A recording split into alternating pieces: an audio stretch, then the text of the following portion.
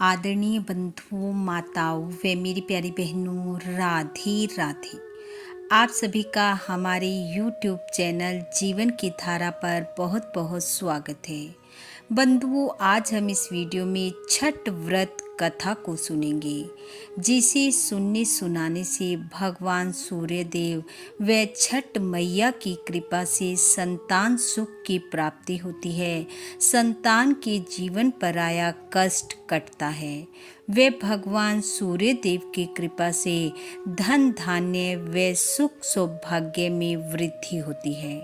कथा कहानी सुनने के बाद यदि आप हमारे चैनल पर नए हैं तो कृपया हमारे चैनल को सब्सक्राइब करें, बेल आइकन को प्रेस करें ताकि हमारी वीडियो की नोटिफिकेशन सबसे पहले आप तक पहुंचे।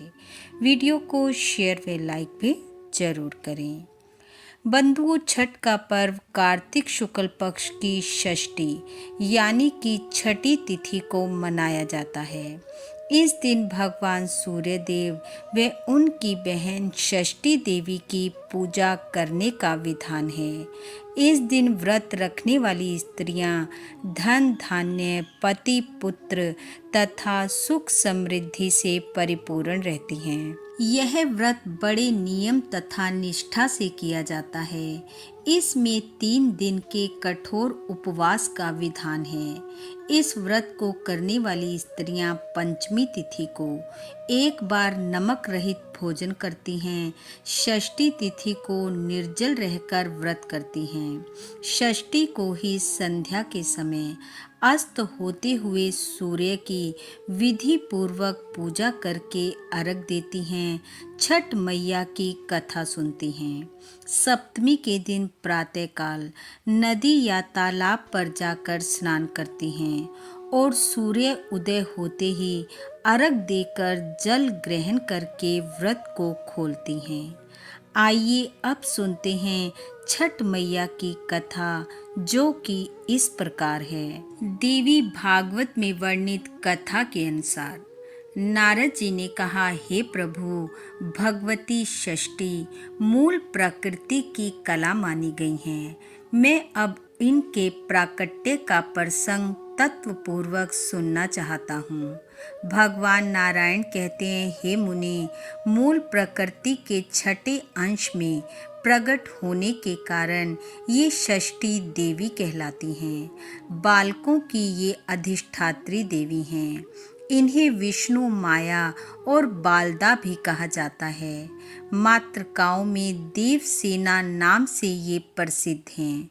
उत्तम व्रत का पालन करने वाली इन साध्वी देवी को स्वामी कार्तिकेय की पत्नी होने का सौभाग्य प्राप्त है। प्रियव्रत नाम के एक राजा हो चुके हैं। उनके पिता का नाम था स्वयंभू मनु। कश्यप जी ने उनसे पुत्रेष्टि यज्ञ करवाया। राजा की प्रेयसी भार्य का नाम मालिनी था। मुनि ने उन्हें चरु प्रदान किया। चरु भक्षण करने के पश्चात रानी मालिनी गर्भवती हो गई। तत्पश्चात स्वर्ण के समान प्रतिभा वाले एक कुमार की उत्पत्ति हुई, परंतु संपूर्ण अंगों से संपन्न वह कुमार मरा हुआ था।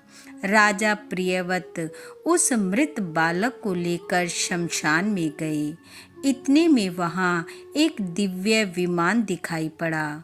उसी पर बैठी हुई मन को मुग्ध करने वाली एक परम सुंदरी देवी को राजा प्रियव्रत ने देखा। उन्हें सामने विराजमान देखकर राजा ने बालक को भूमि पर रख दिया और बड़े आदर से उनकी पूजा और स्तुति की। नारद उस समय स्कंद की प्रिय देवी षष्ठी अपने तेज से देदीप्यमान हो रही थी। देवी षष्ठी ने उस बालक को अपनी गोद में उठा लिया और अपने महान ज्ञान के प्रभाव से खेल खेल में ही उसे पुनः जीवित कर दिया। अब राजा ने देखा तो स्वर्ण के समान प्रतिभा वाला वह बालक हंस रहा था। अभी महाराज प्रियव्रत उस बालक की ओर देख ही रहे थे कि देवी देवसेना उनसे अनुमति ले चलने को तैयार हो गई। देवी ने कहा, हे राजन, तुम स्वयं भू मनु के पुत्र हो, त्रिलोकी में तुम्हारा शासन चलता है, अतः तुम सर्वत्र मेरी पूजा कराओ और स्वयं भी करो। तब मैं तुम्हें कमल के समान मुख वाला मनोहर पुत्र प्रदान करूंगी, उसका नाम सुव्रत होगा। राजा प्रियव्रत ने पूजा की सभी बातें स्वीकार कर ली। यूं भगवती देवसेना ने उन्हें उत्तम वर दे स्वर्ग के लिए प्रस्थान किया। राजा ने सव्रत पुत्र प्राप्ति के उपलक्ष्य में मांगलिक कार्य आरंभ करा दिया। तब से प्रत्येक मास में शुक्ल पक्ष की षष्ठी तिथि के अवसर पर भगवती षष्ठी का महोत्सव यत्न पूर्वक मनाया जाने लगा। महाराज प्रियव्रत ने षष्ठी देवी के प्रभाव से कार्तिक शुक्ल षष्ठी के दिन यशस्वी पुत्र प्राप्त किया।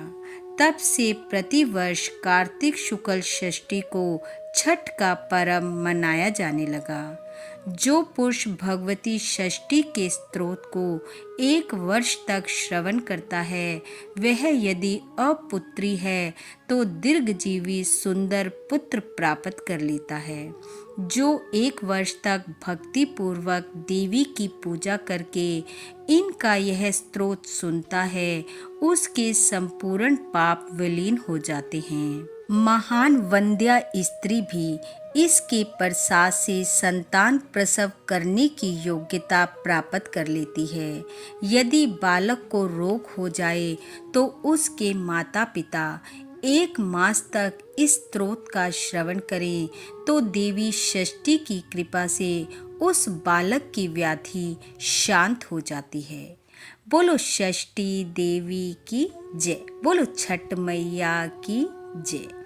बंधुओं, देवी षष्ठी की कृपा आप व आपके परिवार पर सदैव बनी रहे, आपका घर आंगन खुशियों से महकता रहे।